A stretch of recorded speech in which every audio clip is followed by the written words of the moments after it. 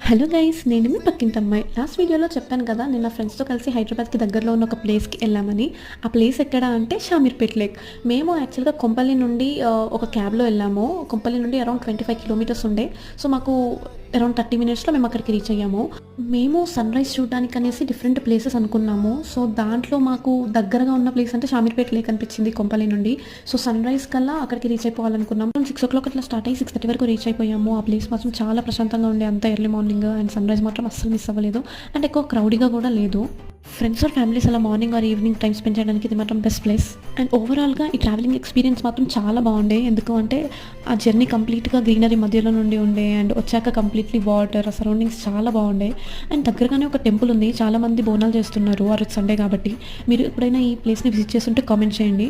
Next ఇంకా ఏ places visit చేయొచ్చు కామెంట్స్లో చెప్పండి. అండ్ నేను ఈ ప్లేస్లో ఒకటి అబ్జర్వ్ చేశాను, దాని గురించి నేను నెక్స్ట్ షార్ట్లో మీకు అప్డేట్ చేస్తాను. అంతవరకు టేక్ కేర్, బై గైస్.